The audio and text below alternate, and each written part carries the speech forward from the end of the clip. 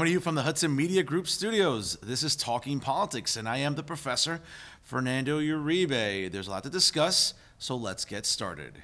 Here's what I'm thinking about right now. Folks, it really was on my mind as I was reading the news feed in the last 7 days or so. And it really just it's a staunch reminder about the fact that right now here we have an ongoing rivalry, or at least some potential litigation, between the federal government and the state of New Jersey. Now, let me give you some facts here to sort of unpackage what I'm exactly referring to. Now, this past week, the Justice Department unleashed a legal assault on sanctuary jurisdictions across the United States. And by doing so, they followed a new round of civil lawsuits asking judges to overturn these policies and warning state and city officials they could soon face their own criminal charges for harboring illegal immigrants.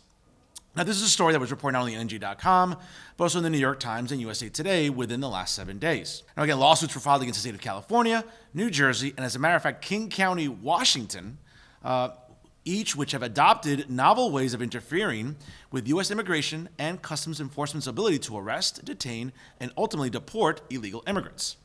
Now, this past week, Attorney General William Barr also said that the Justice Department is taking a look at state and local prosecutors who pursue lesser charges against illegal immigrants in order to keep their rap sheets cleaner, keeping them off of ICE's radar. Now, folks, I've talked about this repeatedly on this program and also on my weekly podcast about the idea about whether or not sanctuary state and sanctuary city policies actually work and whether or not they're in our best interest. Now, I've been an adamant sort of proponent of ICE's work, and in last week's episode, I highlighted some of the fine efforts that they put forth in the state of New Jersey towards the end of January and the beginning of February, with rounding up more than 115 criminal illegals here that were residing in the Garden State. Now, one of the things that makes it interesting, though, and again, I'm not an immigration attorney, and certainly I'm not going to try to insult you by acting like one, but you know what? I'll sort of discuss this in a more academic and policy-driven type of perspective. And I think hopefully this is where you'll be on my side on this. Now, again, as it was reported this week, the Attorney General said he ordered a review to see whether or not the Justice Department can use a criminal law that, quote, prohibits the harboring or shielding of illegals in the United States against jurisdictions that have sanctuary policies. Now, the Attorney General went on to say in a statement this past Monday, quote, today is a significant escalation in the federal government's efforts to confront the resistance of sanctuary cities and sanctuary states. He also made remarks to the National Sheriff's Association at their annual gala, where he unveiled the legal barrage that he's about to bring forth right here in the Garden State. He also went on to say, quote, we will consider taking action against any jurisdiction or any politician who unlawfully obstructs the federal enforcement of immigration law. Now, the Trump administration has had a long-going battle with sanctuary cities and sanctuary states since taking office, and they've grown exponentially in really sort of state and local governments trying to find new and innovative ways to thwart the president's get-tough anti-immigration policies. Now, again, as I've talked about on this program repeatedly, the president, even before taking office, was very dedicated in trying to ensure that federal immigration law is enforced. And one of the things, ladies and gentlemen, that I've been sort of a proponent of is sort of giving you the facts here on this show. And one of the things that I believe the liberal mainstream media isn't doing is being fair in their analysis. Ladies and gentlemen, when we look at the numbers, right, from 2009 to 2016, here's a newsflash for you. For as much as liberals love Barack Obama, the deporter-in-chief had the highest amount of deportations than any president even before him, and certainly the current president doesn't have anywhere near the numbers that Barack Obama did. But for whatever reason, that fact flew way under the radar for the liberal media throughout the 8 years of Barack Obama. Now, of course, as we all sort of talk about deportations and family separations and the establishment of camps, well, this isn't a new novelty, folks. It just didn't start on January 20th, 2017, when the 45th president took the oath of office. I mean, these have been in existence in the southwestern part of the United States, even throughout other sort of correctional facilities throughout the country. But for whatever reason, Barack Obama never got the slight or sort of the tsunami of criticism from the liberal media and other advocates.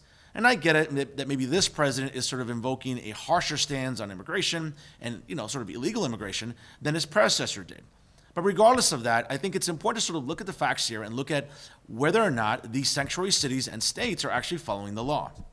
Let me just give you a little bit more context here as well. Now, former Attorney General Jeff Sessions had also tried to cut off some grant funding for sanctuary cities, but the courts across the country rejected that policy as being illegal.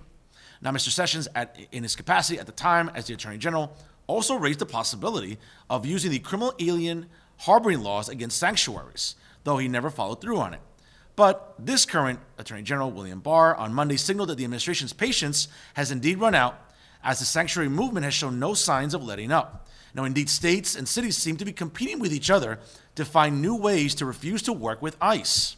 For example, here in New Jersey, the Justice Department's lawsuit challenges a state attorney general directive. Again, here in New Jersey, Uribe Grewal has been a staunch advocate for the governor, in which the directive requires local law enforcement to tell immigrants when they are being released, but bans them from telling the same information to ICE officials in many cases.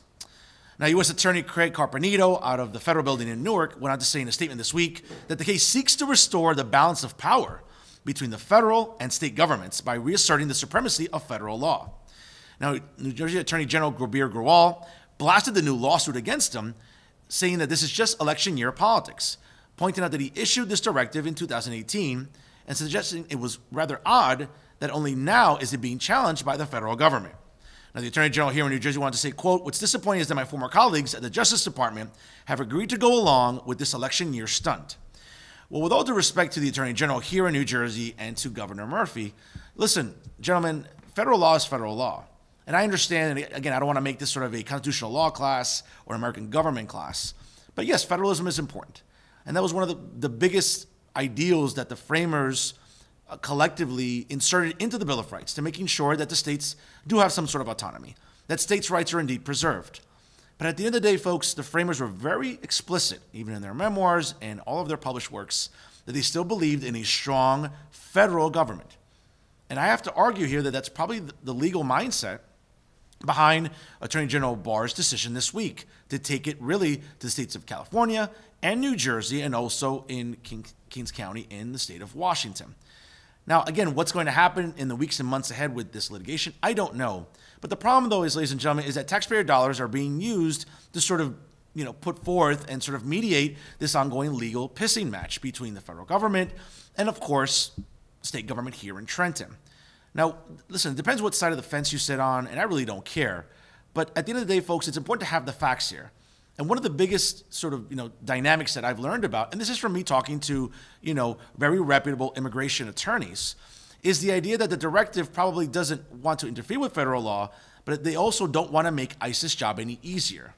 Now, again, whether or not the federal government feels that this is sort of undercutting them, again, that remains to be seen, and that's certainly left up to your opinion.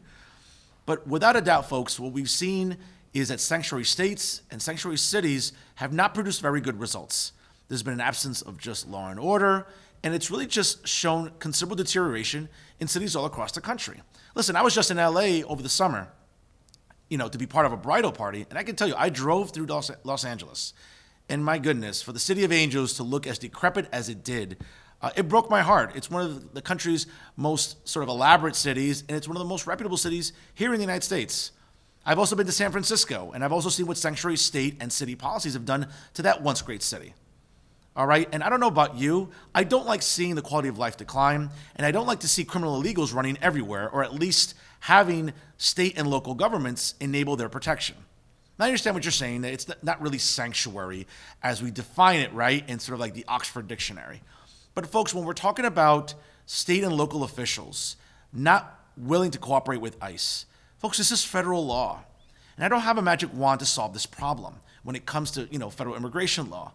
But the idea of harboring illegals here in New Jersey or in California and enabling this sort of behavior isn't good for anybody. As I alluded to during last week's episode, I commend the hardworking men and women of ICE for taking over 115 criminal illegals off the streets. And these weren't men and women that were arrested for shoplifting or sort of petty misdemeanors. I mean, these are serious criminals. And the fact that for whatever reason, state and local officials want to make ICE's job harder, I don't know about you, but that's just not right.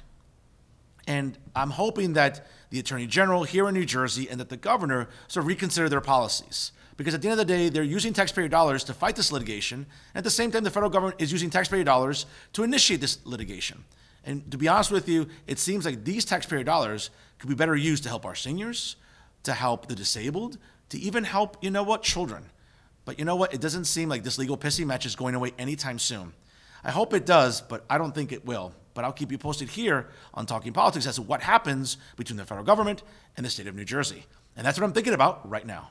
On the most recent edition of the three-time award-winning podcast, Talking the Hudson, which you can listen to live every Wednesday night at 9 p.m. by going to www.blogtalkradio.com/Talking the Hudson, was Andrew Impastato, otherwise known as the Hoboken Parking Dude. Now, he's become quite the internet sensation here for local residents, especially in the Mile Square City. And during our conversation, which lasted more than 60 minutes, I want to share some highlights with you that should definitely pique your interest.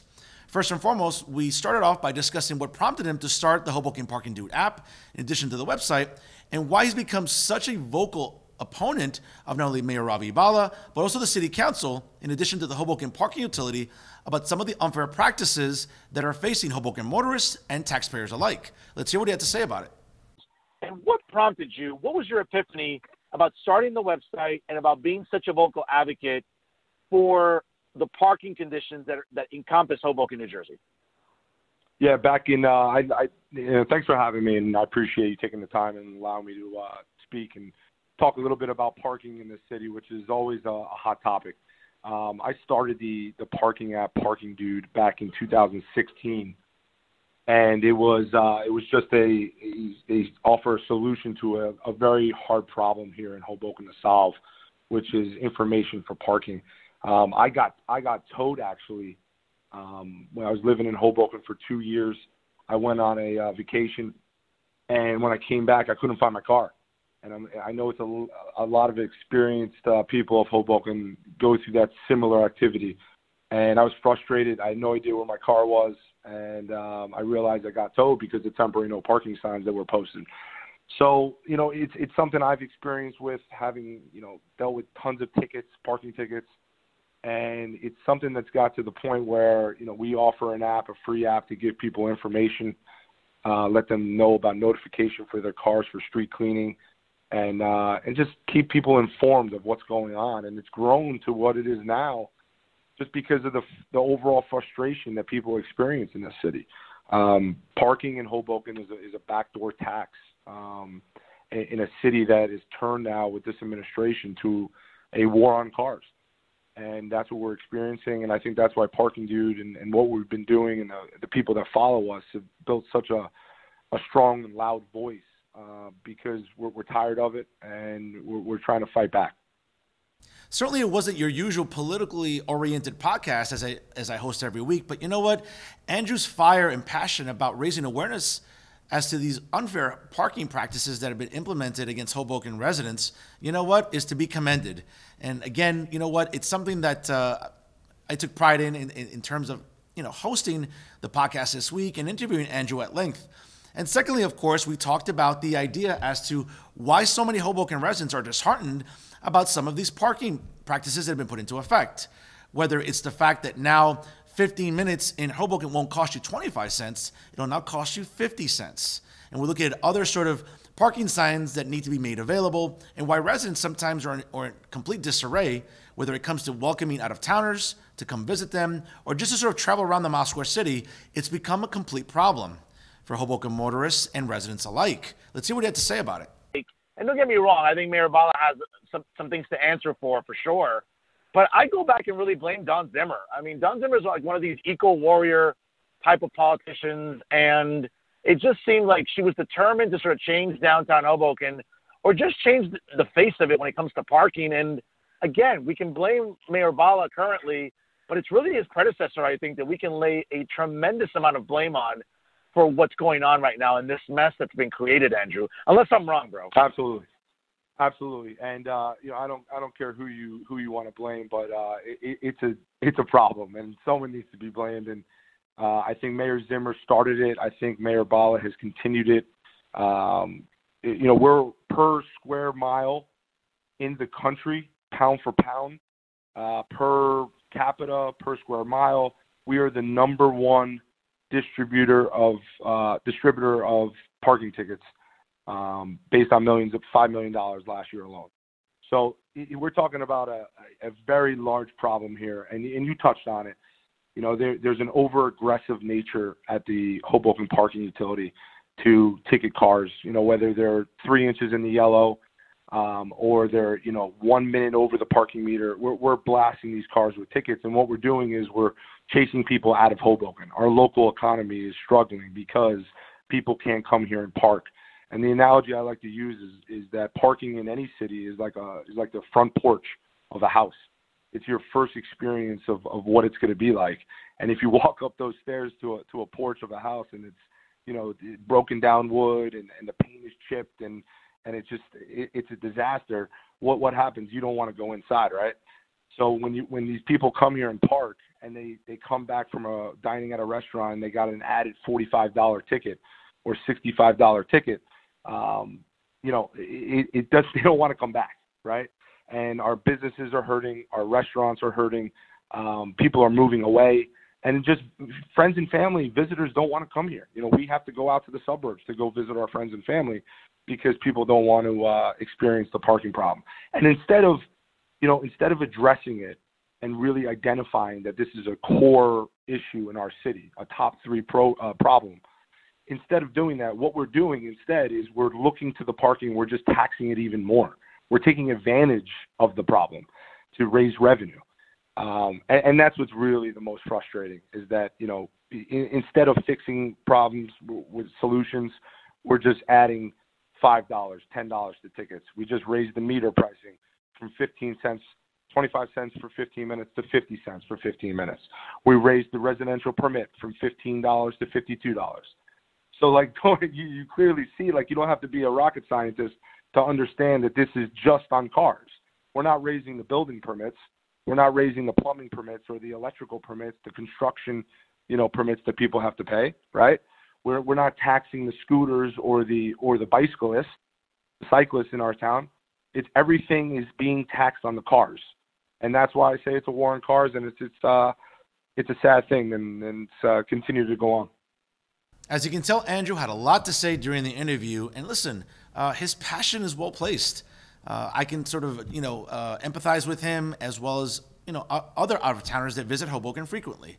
And as the weather gets warmer, folks, and you want to park in Hoboken to maybe catch the PATH train and go catch a Yankee game or a Met game, or you just want to go to the city as the weather gets warmer and beautiful, you know what? It's becoming problematic for not just only people like myself and other out-of-towners, in addition to Hoboken residents, about where to park their car or how long to park it for.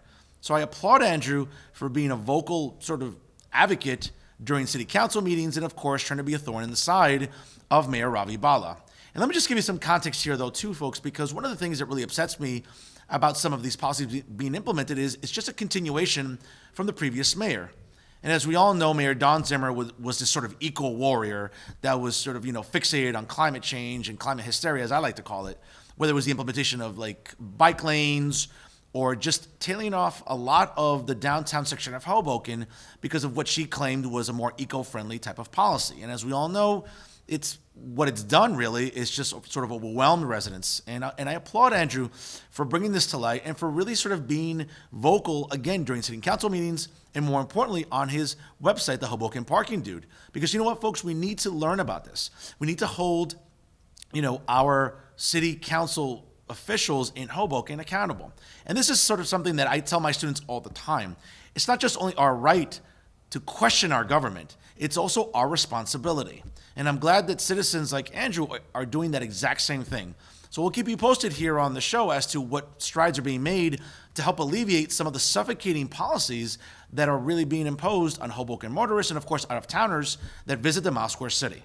And once again, you can listen to the episode in its entirety by going to www.blogtalkradio.com/Talkin' Hudson. And once again, you can download the episode and listen to it anywhere and anytime from any PC, Mac, smartphone, or tablet. And now to some local stories for your consideration. And let's move downtown into Jersey City. As we have heard, and again, a great story reported by Joshua Rosario, a wonderful journalist at the Jersey Journal. And he just wrote this week that the Jersey City Council will be voting on a referendum to create a new tax for arts and culture. Now, let me give you a little bit of a backdrop here to just understand why this referendum is necessary. Now, Jersey City wants voters to decide whether local arts should be funded through a new tax, as if Jersey City voters don't have enough to vote on this November when it comes to the Board of Education and whether or not they should still be able to vote in the trustees as they've been able to for the last recent election cycles. The City Council indeed will be voting on a resolution to put a referendum on the November ballot asking voters to approve or reject a tax that is anticipated to generate approximately $1 million for arts and culture's enrichment in Hudson County's largest city. Now, again, just to give you some more information here, if approved in November, the tax would amount to 2 cents per $100 of assessed value. So the owner of a property, for example, assessed at $100,000 would pay no more than $20 per year to the Arts and Culture Trust Fund, which would support a variety of arts initiatives, which include music, dance, the fine arts, as well as graphic design, film, digital media, and other mediums. So again, a shout out to Joshua Rosario for reporting on this story. And folks, I'm going to tell you something. I think that this is a reasonable tax. And mind you, I'm a very center-right guy. The last word I ever like to hear when it ever comes to governance is tax. Okay, I don't like the fact that, every solution lately to government is just to tax. I mean, it's that sort of liberal tax and spend, philosophy that drives me crazy. But you know what? When it comes to the arts and culture, this is something I can definitely get behind. Because as we all know, that the arts and culture really help captivate our kids. It gets them thinking creatively. And I don't know about you, but I remember the art classes I took, the music classes that I took. And you know what? As someone who likes to venture into Manhattan on a regular basis, guess what? I like to go to jazz clubs. I like to go to poetry readings. I like to go watch plays that are either on Broadway or off Broadway. So I definitely enjoy the arts, and I am a huge proponent of them. But of course, like anything else, when it comes to our curriculum in our public schools, the arts tends to get cut first when it comes to school budgets. Well, you know what? If the city of Jersey City can't find within itself to allocate a certain portion of city finances to the arts, you know what? This is probably one of the very few times I'll ever be an advocate for a tax. So we'll see what Jersey City voters have to do this November. Again, they'll be overwhelmed, I'm sure, with narratives and rhetoric when it comes to whether or not they should keep voting for trustees on the Board of Ed. But this should definitely be at least a ballot measure that I feel all Jersey City residents can get behind. Folks, the arts are important, whether it's just for us adults, but more importantly for our kids. It keeps them creative. It just keeps them feisty. You know what? It just keeps them intellectually alive. And don't you want that for our kids? I know I do. So hopefully we'll see whether this tax will pass this November. But if it's any estimation about how important and popular the arts are in Jersey City, whether it be downtown, in the Heights, or even the West Side area, I think this is a ballot measure that will pass overwhelmingly in Hudson County's largest city. Staying in Jersey City, and once again reported in the Jersey Journal this week by Terry West. Hey, congratulations to Hudson County's largest city, as it is once again the most diverse city in 2020 in the United States. So let me just give you some facts here that should make a lot of Jersey City residents smile ear to ear. After a brief stint in second place, Jersey City is once again the most diverse city in the country, according to the annual Wallet Hub Diversity Rankings. Now, Jersey City held the distinction as America's most diverse city in both 2017 and 2018, but dropped to second place last year. Now, it's back in the top spot, and you know what? I think we should also sort of celebrate this wonderful accomplishment. And again, it's the top spot among 501 of the largest cities in the country, according, once again, to Wallet Hub. Now, Gaithersburg, Maryland, and Germantown, Maryland also ranked as number 2 and number 3, respectively, followed by Spring Valley, Nevada, and Silver Spring, Maryland. Now, New York City is rated as the 6th most diverse city in the country, while Parkersburg, West Virginia, was last on the list at 501. So, you know, ladies and gentlemen, if you've ever ventured into Jersey City, whether it's the downtown section, whether it's the Heights, whether it's the West Side, and even the South Side, which I don't always recommend for obvious reasons, you know what? There's a lot of diversity there, whether it comes to cuisine, whether it comes to the arts, whether it comes to music, whether it comes to any sort of production there. You know what? I applaud Jersey City, and I'm glad that really residents and artists and cultural leaders and officials have sort of embraced this challenge of making sure that Jersey City remains diverse.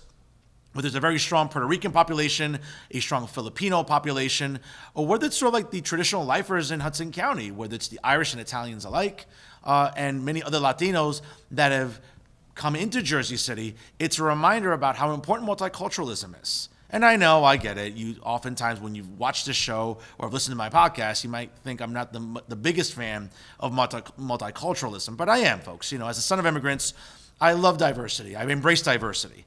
You know, whether it's the cuisine that I eat, whether it's the women that I date, or whatever it is that I visit and I enjoy to frequent.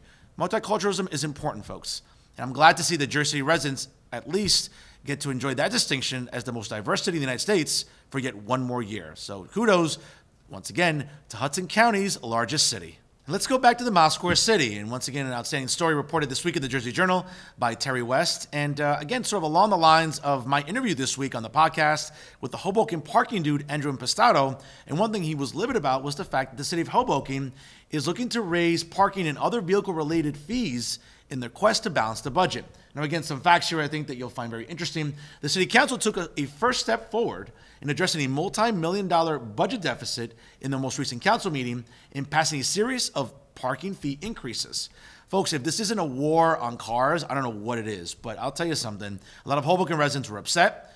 So whether it was a Hoboken parking dude or residents that spoke during the public portion, this is very much a concern. Now, resident parking permits, parking ticket fees, and towing costs will all increase under a trio of ordinances that are being passed with the city council. The council introduced similar hikes for parking meters and also a new meter fee for loading zones. For example, on-street parking permits will now cost $52 per year, and most parking tickets will rise from $45 to $50. And if approved later this month, meters will double in cost from $1 an hour to $2. In addition, towing companies will also pay the city an additional $5 for every vehicle they remove. Folks, again, you know what? If this doesn't sound like poor governance, I don't know what will. And you know what? Again, I applaud people like Andrew Impastato, the Hoboken parking dude, and other advocates in the Mile Square City for raising hell about this. And you know what? They should.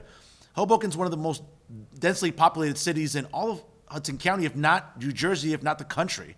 And to further implement more sort of draconian parking fees and laws, I just think suffocates motorists, and quite frankly, it just keeps that foot on their throat when it shouldn't be there. So again, I'm hoping that advocates like the Hoboken parking dude and you Hoboken residents speak up. Take to social media, write to the council people, go to the city council meetings, raise hell. You know what? Just demand accountability. If there's a big budget deficit, well, why is that? Is it because the city of Hoboken isn't spending properly? Why this need to sort of tax Hoboken residents more? Why increase a parking permit? Why increase meter fees? Why sort of, enable towing truck companies to make money off of residents? Folks, it's all a scam. And I don't know about you, but we need to call this out. And so whether it's, again, taking to social media or being more vocal with your community, with your friends and neighbors, do that. Don't let the city council, take more of your hard-earned money from your pockets. We deserve better. So whether it's the city council in Hoboken or other municipalities that feel that just taxing is the solution to everything, no. How about pulling up your pants? How about buckling them and being more fiscally responsible? That is what I think is better for everybody, not just in Hoboken, for all the residents in Hudson County and New Jersey alike. And that's our show for this week. For more of the excellent programming offered by the Hudson Media Group, check out their websites, www.hmgtvshows.com and also www.livestream.com/HMGTV. Don't forget to like the Hudson Media Group on Facebook and also follow them on Instagram and Twitter. The program is also proud to partner with NJ On Air. You can check out all the excellent programming they offer at www.njonair.com. Don't forget to like them on Facebook and also follow them on Instagram and Twitter. And don't forget to follow the podcast on www.blogtalkradio.com/Talk in the Hudson. Like it on Instagram and also follow it on Facebook as well. And never forget, folks, if it's unbiased, unfiltered, and unafraid, it's Talking Politics right here with the Hudson Media Group. I'm Andrew Uribe. Thank you so much for watching.